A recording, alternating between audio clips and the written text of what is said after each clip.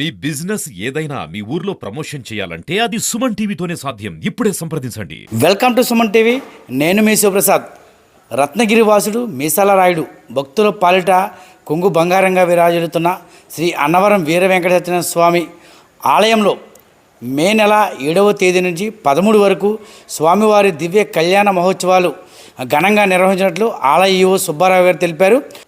అన్నవరం ఆలయ ప్రాంగణంలో గల నిత్య కళ్యాణ మండపంలో అధికారులతోటి ఆలయ కమిటీ వారితో సమావేశం నిర్వహించారు. మే 7 నుండి 13 వరకు జరిగే స్వామివారి దివ్య కళ్యాణ మహోత్సవాల్లో వేలాది మంది భక్తులు పాల్గొనే అవకాశం ఉన్నందున భక్తులకు ఎటువంటి అసౌకర్యాలు కలగకుండా ఎటువంటి ఏర్పాట్లు చేయాలి, క్యూ లైన్లో ఏ విధంగా ఏర్పాటు చేయాలి, వారికి మంచినీరు అలాగే పలహారాలు ఏ విధంగా అందించాలనే అంశాలపై ఆలయ అధికారులతో భేటీ అయ్యారు.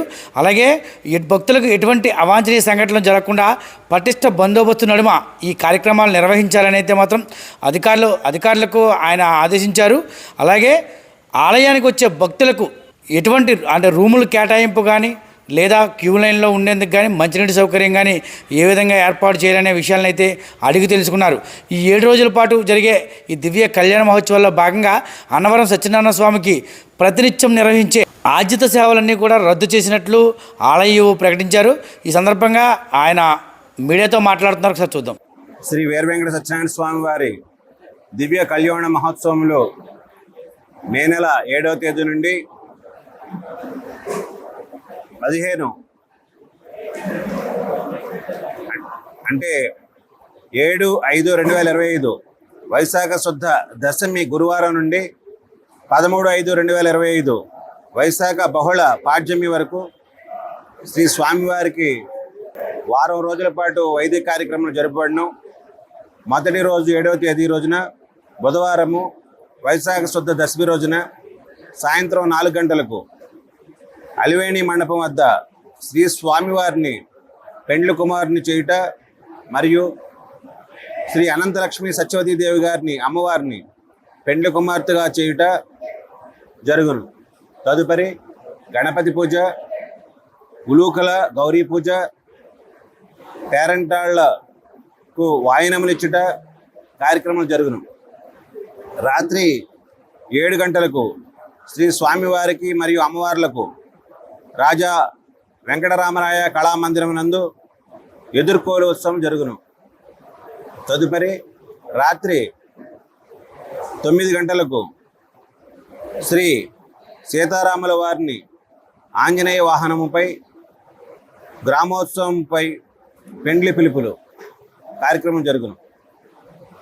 రెండో రోజు అనగా 8వ తేదీ గురువారం వైశాఖ శుద్ధ ఏకాదశి రోజున ఉదయం 9 గంటలకు స్వామివారి సన్నిధిలో అణివేణి మండపం నందు గణపతి పూజ, దీక్షా వస్త్రధారణ, అంకురార్పణ, కంకణధారణ, ధ్వజారోహణ జరపబడును. అదే రోజు రాత్రి 7 గంటలకు స్వామివారిని గరుడ వాహనముపై, అమ్మవారిని గజవాహనముపై, శ్రీ సీతారాముల వారిని వెండి పల్లకిపై గ్రామోత్సవము రాత్రి 9 గంటలకు వరకు నిర్వహించబడును. తదుపరి రాత్రి 9:30 వార్షిక కళ్యాణ వేదిక వద్ద శ్రీ వీర వెంకట సత్యనారాయణ స్వామి మరియు శ్రీ అనంతలక్ష్మి సత్యవతీదేవి అమ్మవార్ల దివ్య కళ్యాణ మహోత్సవములు ఆనందోపేతముగా జరపబడును.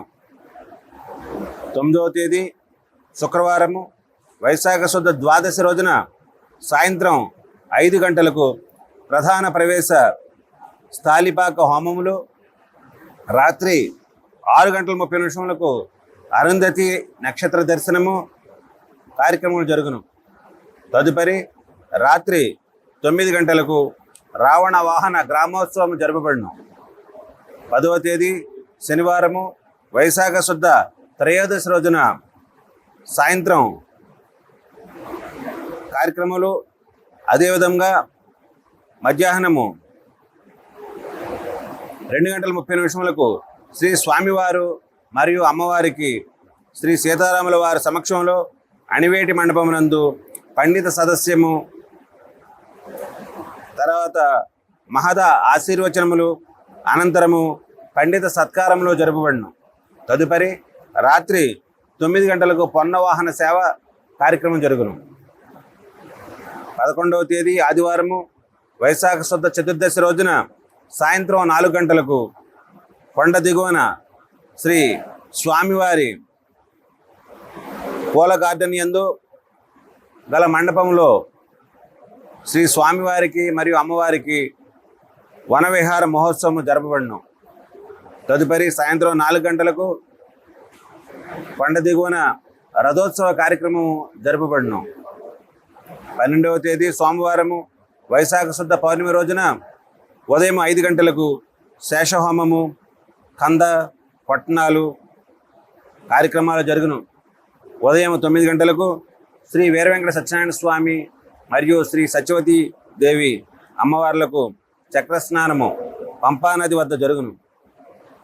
అదే రోజున సాయంత్రం 4:30 అణివేడి మండపం వద్ద నాకబలి, దండి ఆడింపు, ధ్వజారోహణము, కంకణ విమోచనము కార్యక్రమాలు జరుపబడును. ఆఖరి రోజు 13వ తేదీ మంగళవారం వైశాఖ బహుళ పాడ్యమి రోజున రాత్రి 7:30 నిత్య కళ్యాణ మండపం వద్ద శ్రీ వీరవెంకట సత్యనారాయణ స్వామి వారు మరియు శ్రీ అనంతలక్ష్మి సత్యవతీదేవి అమ్మవార్లకు శ్రీ పుష్పయోగ మహోత్సవములు ఘనంగా జరుగును. అనంతరము నీరాజన మంత్రపుష్పములు, ఆశీర్వచనములు, అనంతరము భక్తులకు ప్రసాద వితరణ మరియు జాకెట్ గుడ్డలు పంపిణీ చేయబడును. కావున భక్తజనులందరూ ఈ కార్యక్రమంలో విరివిగా పాల్గొని ఈ కార్యక్రమాలన్నింటినీ కూడా 7 రోజులు జయప్రదం చేయవలసిందిగా కోరుచున్నాం. జై శ్రీ సత్యదేవ్. వచ్చేటువంటి భక్తులకి మనం వారికి మంచినీరు, మజ్జిగ, ప్రసాద వితరణ, అన్నదానం అన్నీ కూడా ఏర్పాట్లు చేస్తున్నాం. అదేవిధంగా సాంస్కృతిక కార్యక్రమాలని ఏర్పాటు చేస్తున్నాం. శ్రీ స్వామివారి కొండపైన ఉన్నటువంటి కళామందిరం నందు ఉదయము మరియు సాయంత్రము కూచిపూడి నృత్యములు, భక్తి సంగీతములు, నాటకములు మొదలైనటువంటి సాంస్కృతిక కార్యక్రమాలన్నింటినీ కూడా జరుపుతున్నాము. అలాగే సీతారామ సత్రం వద్ద తోలుబొమ్మలాట కార్యక్రమాలను కూడా ఏర్పాటు చేయడానికి నిర్ణయం తీసుకున్నాం. అదేవిధంగా శ్రీ స్వామివారి కళ్యాణ మహోత్సవ సందర్భంగా భక్తుల సౌకర్యార్థం మెడికల్ క్యాంపులను 4 ప్రదేశాల్లో ఏర్పాటు చేయడం జరిగింది. 1 తూర్పు రాజగోపురం, 2 పశ్చిమ రాజగోపురం, 3 హరిహర సదన్ దగ్గర, 4 సర్కిలర్ మండపం నందు కూడా 4 చోట్ల అవసరమైనటువంటి మందులతో ఏర్పాటు చేయడం జరిగింది. మరియు అత్యవసర పరిస్థితుల దృష్ట్యా 108 వాహనములు కూడా అందుబాటులో ఉంచుతున్నాం. కాబట్టి భక్తులందరూ కూడా గ్రహించాలి. అదేవిధంగా వైదిక కమిటీ సూచనల ప్రకారము కళ్యాణ మహోత్సవాల సందర్భంగా ఈ నిర్వహణ తేదీల్లో ఈ వారం రోజులు అనగా 7వ తేదీ నుండి 13వ తేదీ వరకు ఈ వారం రోజులు కూడా మన శ్రీ వీరవెంకట సత్యనారాయణ స్వామివారి దేవస్థానంలో జరుగు ఆర్జిత సేవలు అనగా శ్రీ స్వామివారి నిత్య కళ్యాణము, ఆయుష్య హోమము, సహస్ర దీపాలంకరణ ఈ సేవలు, అంతేకాకుండా పంచహారతుల సేవ, శుక్రవారం చండీ హోమము, పౌర్ణమి రోజున ప్రచంగిరి హోమము మరియు రాత్రి జరుగు శ్రీ స్వామివారి పౌళింపు సేవలు తాత్కాలికంగా ఈ వారం రోజులు నిలుపుదల చేయడానికి నిర్ణయం తీసుకోవడం అనేది. అదేవిధంగా దేవస్థానానికి సంబంధించినటువంటి 7 బస్సులను మనం రైల్వే స్టేషన్ నుండి కొండపైకి, అదేవిధంగా బస్ స్టాండ్ నుంచి కొండపైకి ఏర్పాట్లు చేస్తున్నాం. LED స్క్రీన్స్ను కూడా ఏర్పాటు చేయడం జరిగింది. భక్తులందరూ కూడా సౌకర్యార్థం ఈ చర్మచక్షువులతో వీక్షించడానికి భక్తులకి LED స్క్రీన్స్ 5 వాటిని ఏర్పాటు చేయడం జరిగింది. 4 కొండపైన, 1 కొండ కింద 5 LED స్క్రీన్స్ మరియు యూట్యూబ్ లైవ్ లింక్ని కూడా ఏర్పాటు చేయడం జరిగింది. ఆ కళ్యాణం రోజున భక్తులందరూ వీక్షించడానికి ఈ ఏర్పాట్లు చేశాం. నిరంతరాయం విద్యుత్ సరఫరా చేయాలని ఎలక్ట్రికల్ ఏఈ వారిని కోరడం అనేది, ఎలక్ట్రికల్ డిపార్ట్మెంట్ వారిని, అదేవిధంగా మన దేవస్థానం ఎలక్ట్రికల్ విభాగం వారిని కూడా ఆదేశించడం అయింది. ట్రాఫిక్ను నియంత్రించవలసిందిగా మన పోలీస్ సిబ్బంది వారిని ఆదేశించడమైంది. వారిని సహకరించవలసిందిగా కోరడమైనది. తర్వాత పారిశుధ్యానికి సంబంధించి మా సిబ్బంది 650 మంది కాకుండా అదనపు సిబ్బందిని కూడా ఏర్పాటు చేసుకోవడం జరిగింది. అదేవిధంగా శ్రీ పుష్పయాగం రోజున, ఆఖరి రోజున భక్తులందరికీ కూడా, ముఖ్యంగా ఆడవారికి, మహిళలందరికీ కూడా జాకెట్ గుడ్డల పంపిణీ కార్యక్రమానికి ఏర్పాట్లు చేయడం జరిగింది. 70,000 మంది గతంలో వచ్చారని చెప్తున్నారు. ఇంకా ఎక్కువ మంది రావాలని మేము కోరుకుంటున్నాం. భక్తులందరూ, ఎక్కువగా భక్తులు అందరూ వచ్చి సంవత్సరానికి ఒకసారి వచ్చేటటువంటి ఈ కళ్యాణ ఉత్సవాన్ని మీ కనులారా చర్మచక్షుల ద్వారా వీక్షించి మీరు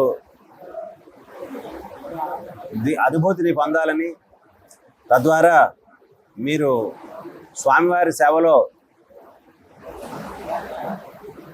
కలకాలం మీ స్వామివారి ఆశీస్సులు పొందాలని కోరుచున్నాము.